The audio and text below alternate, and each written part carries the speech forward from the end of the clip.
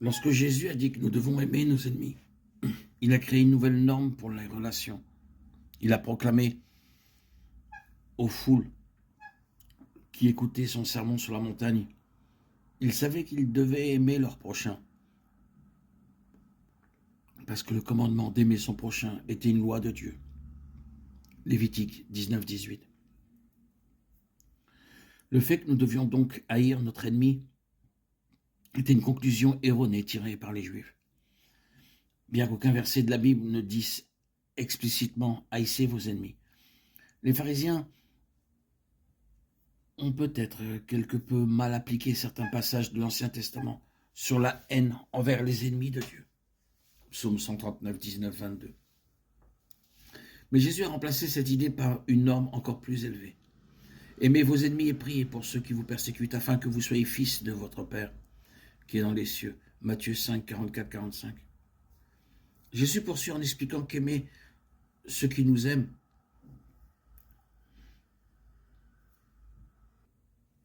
est facile et que même les non-croyants peuvent le faire.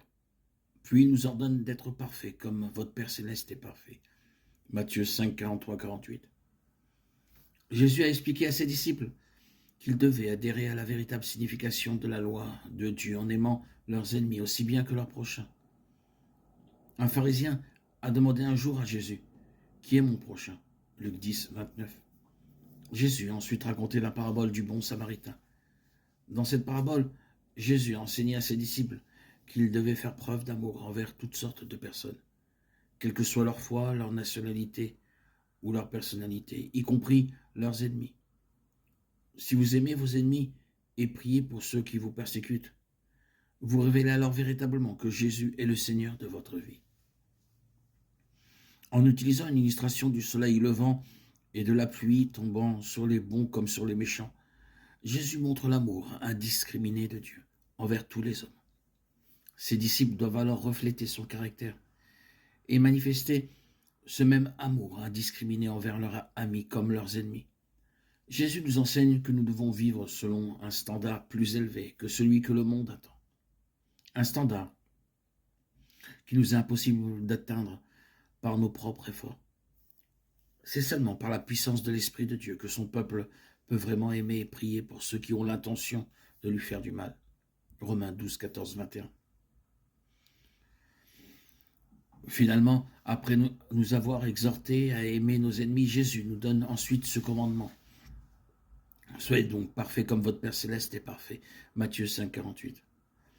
En tant que fils de notre Père, Matthieu 5, 45, nous devons être parfaits tout comme lui est parfait. C'est tout à fait impossible à l'homme pécheur d'atteindre cette norme inaccessible qui est ce que la loi elle-même exige. Jacques 2, 10. Alors comment Jésus peut-il exiger l'impossible? Il nous dit plus tard, aux hommes cela est impossible, mais à Dieu tout est possible. Matthieu 19, 26. Ce que Dieu exige, lui seul peut l'accomplir, y compris l'exigence d'aimer nos ennemis.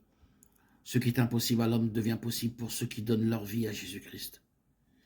Par la puissance du Saint-Esprit qui vit dans nos cœurs.